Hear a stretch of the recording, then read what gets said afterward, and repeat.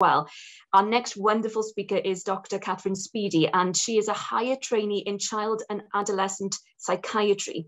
Now, Dr. Speedy, I should say rather, is a member of a number of groups who are looking at how we can find solutions about how services can work more sustainably. Now, so Kathryn's going to highlight some of this work and some of the actions that she and these groups have been taking to make a difference. So I'm sure this will be another really insightful angle to be taking to this multifaceted area that we're considering today. So I'll hand over to Dr. Kathryn Speedy.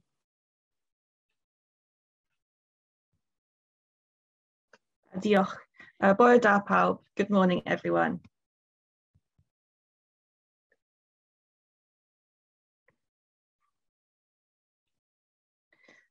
Thank you for inviting me to speak today. Thank you to everyone at the Royal College of Psychiatrists in Wales who's helped to organise such an important event today, and to Dalith.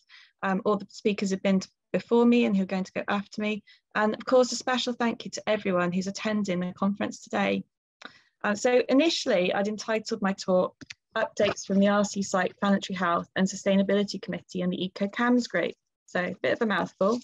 But as I was thinking about what I wanted to say, it's evolved, and I think maybe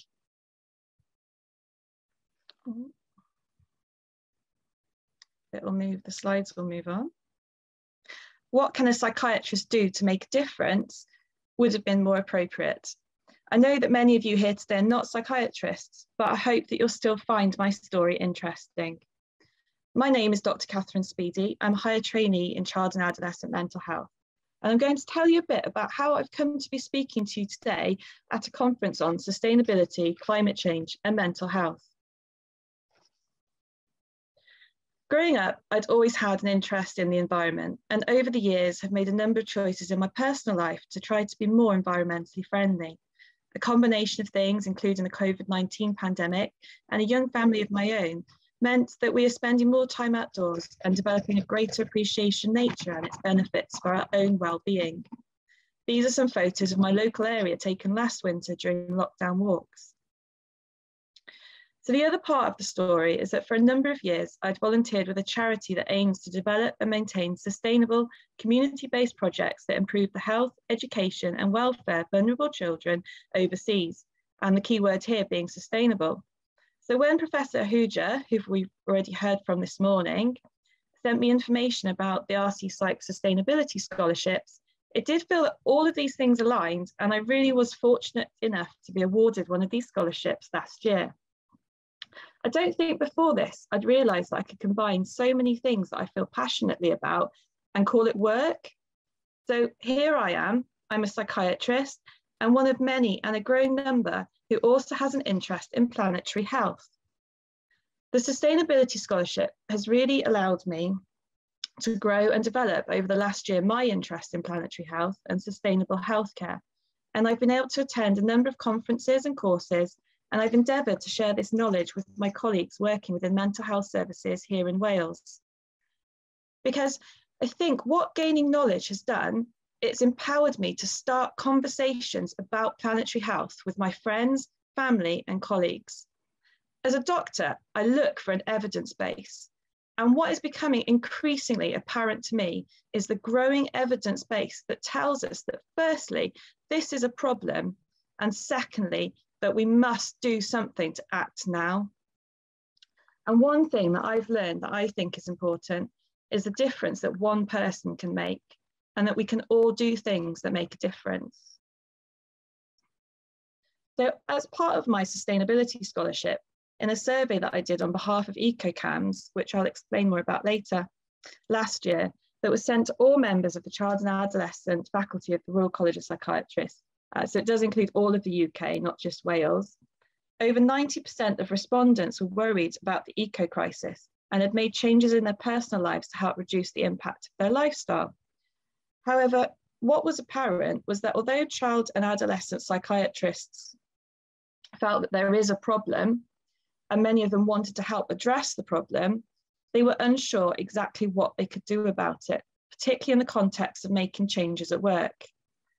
Many respondents suggested that we all have a role to play, And over 80% agreed that as clinicians, we do have a role in assisting the NHS to reduce its impact, particularly as we often find ourselves in leadership roles that therefore give us the opportunities to facilitate change. Because another thing that I've learned is that the NHS is the UK's biggest public greenhouse gas emitter, responsible for approximately 5% of all UK environmental emissions.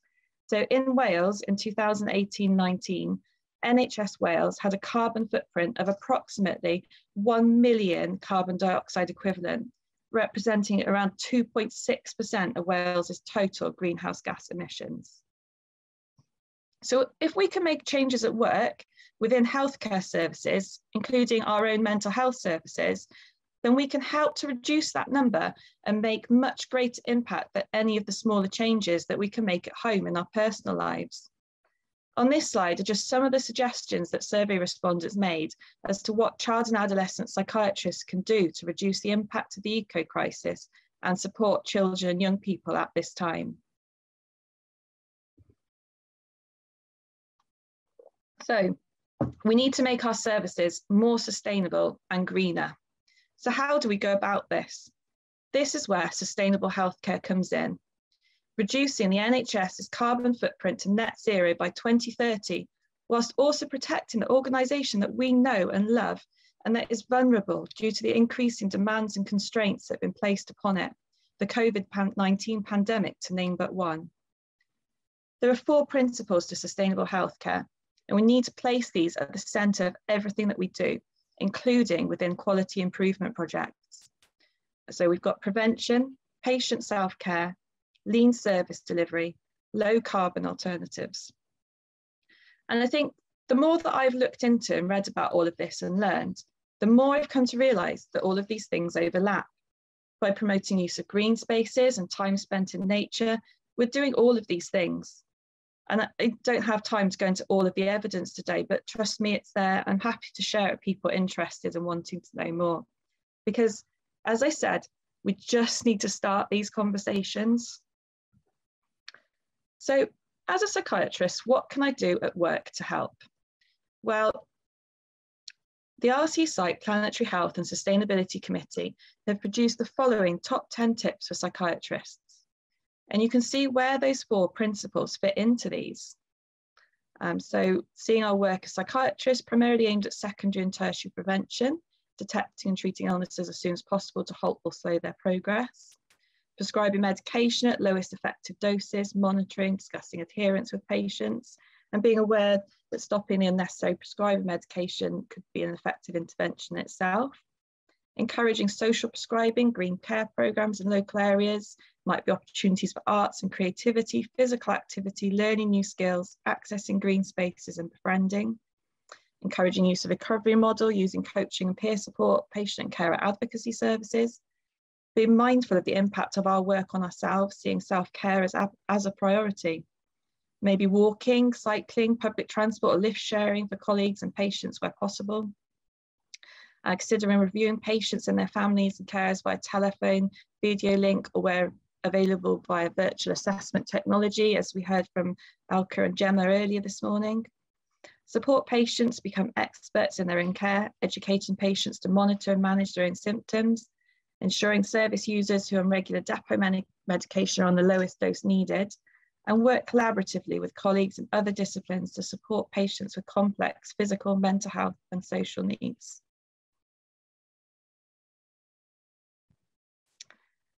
So the committee, the RCPsych Planetary Health and Sustainability Committee that I'm a member of following my sustainability scholarship, the committee sits within the Royal College of Psychiatrists and is chaired by the college's 2 sustainability leads. The committee works closely with other organisations such as Psych Declares and the Centre for Sustainable Healthcare that runs Psych Susnet, a network for professionals working in mental health who are interested in sustainability.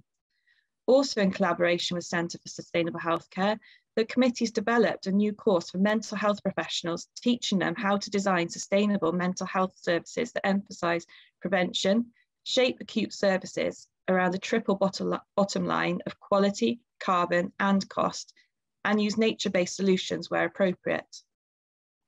Last year, the committee was involved in the writing of and launch of the college's position statement on the climate and ecological emergency. And we're going to hear more from the college president, Dr. Adrian James, later this afternoon about the work of the college as a whole. And last year, the college also published a position statement on social prescribing, and both position statements are available online. And what else is the Planetary Health and Sustainability Committee doing? There's 3 new sustainability scholars this year who each have exciting new projects. The committee works closely with the college faculties to try and promote sustainability and put the principles of sustainable healthcare and nature at the forefront of all the work that the college does. The committee is just filled with inspirational people, many of whose research on the climate crisis and mental health and nature matters has been published. And we'll be hearing more from Dr. Shou Zhang on the unequal effects of climate change and pre-existing inequalities on the mental health of global populations later this afternoon. So several members of the Planetary Health and Sustainability Committee are also part of the EcoCAMHS group within the college, and myself included. This group is part of the Child and Adolescent faculty at the Royal College of Psychiatrists, and the Green Champion role has recently been formalised onto the Faculty Executive Committee. 2 recent faculty conferences have had a focus on the eco-crisis and its impact on children and young people. And I think Poppy's talk just now, I wish you could have seen me nodding and smiling, and she spoke so fantastically and inspirationally. We're fortunate to have youth advocates who join the EcoCAMHS meetings, and their input is absolutely invaluable. You know, children and young people have to be at the centre and forefront of these discussions about the climate because it is their future. The EcoCAMHS group has formed an alliance with a number of organisations who also advocate on behalf of children, young people and the climate. And this alliance submitted a proposal for a symposium at COP26, which unfortunately wasn't accepted, but it's hoped the alliance can continue to work together and support each other. And what else are the group doing? Well, developmental of educational resources is planned, particularly around nature-based interventions, and the top 10 tips for CAMHS clinicians to practice more sustainably and nature-friendly. One of our members, Dr. Katrina Meller, has been involved in the recent global study on youth climate anxiety, and she's also joining a group of paediatricians on Ride for Their Lives, a cycle from London to Glasgow in the build-up to COP26. Really, the work to be done is endless, and these are just 2 groups of people trying to make a difference that I've mentioned because I'm part of both, and also because they're part of the Royal College of Psychiatrists. There's so many other groups out there working hard and doing incredible things. I've learned so much from many of them, from listening to speakers at events and reading publications. And my hope is that we can continue to work together for our shared purpose. Finally, what do I want the Royal College of Psychiatrists here in Wales to do? And what can we do more of in mental health services locally? As I've already mentioned, I think that education and sharing of knowledge is invaluable. Thank you so much to Ollie, Liz, Annie and the team for organising this conference today. What a fantastic start. I hope that more events can be organised in the future, both on large and small scales, because starting and having these conversations is so important. I know I've said that before, but I'm going to keep saying it. I also particularly hope that we can greater incorporate nature into mental health services and develop green spaces. Certainly myself, I've noticed the benefits of spending time outdoors over the past 18 months, and there's a wealth of evidence to support this. And in terms of more sustainable healthcare services, I hope that we can work with the networks already established, such as Green Health Wales, the Centre for Sustainable Healthcare, and also with the Welsh Government and local health boards to put the 4 principles at the forefront and centre of services. And so with these hopes and optimism, I'm going to thank you for your time in listening to me. Diolch yn fawr. And I don't know if any questions have popped up. Diolch yn fawr iawn, Kathryn. I love that closing sentence that you had, with these hopes. I think that's, I'm going to write that down. I think that's actually a wonderful way of epitomising so much of what you were saying. Well done to Liz, Ollie and Annie for the way that they've organised this conference as well, and everyone else who's been involved behind the scenes in organising today, because I think Kathryn or Dr. Speedy, what you've been saying has been answering so many of the points that Poppy had made in the previous presentation. You've given so many insights, you've given so many practical ways in which psychiatry can actually help. Kate Defton had said in the chat, this is good psychiatry. What is good for planetary health is good for health. Can I be cheeky and ask you a question? Because you've set out so helpfully what psychiatry can do in this regard. What can politics do to help psychiatry, to help get this right?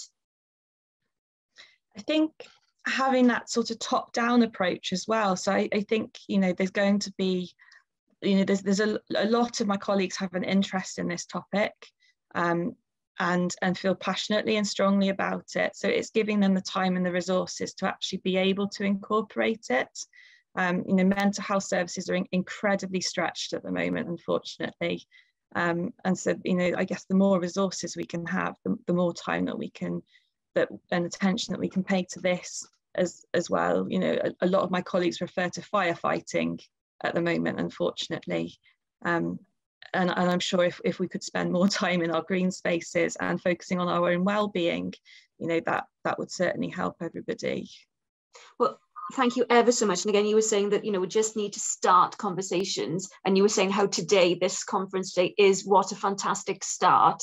I agree with you. I really hope that this can be the start of people across different sectors as well being able to work. I would love to be able to work with so many of you, and help to take this forward, yes, in terms of practitioners, in terms of politically, in terms of actually in the community as well. So that's wonderful. Thank you ever so much. And I know that there'll be so many people who will have lots of other questions and reflections that they want to bring as well after the conference too. That was so useful to hear, just the practical things that can actually be done. And by the way, if I can just give a plug to the article that Dr. Speedy had in the National, it's up online as well. I think it was published yesterday. I think it was published nearly 24 hours ago. So please do read it. It puts a lot of context to all of this as well. And Professor Hooja's just said as well, fantastic work, Kathryn. Diolch yn fawr iawn. I'll move on to our final speaker before our lunch break. Thank you so much, Kathryn.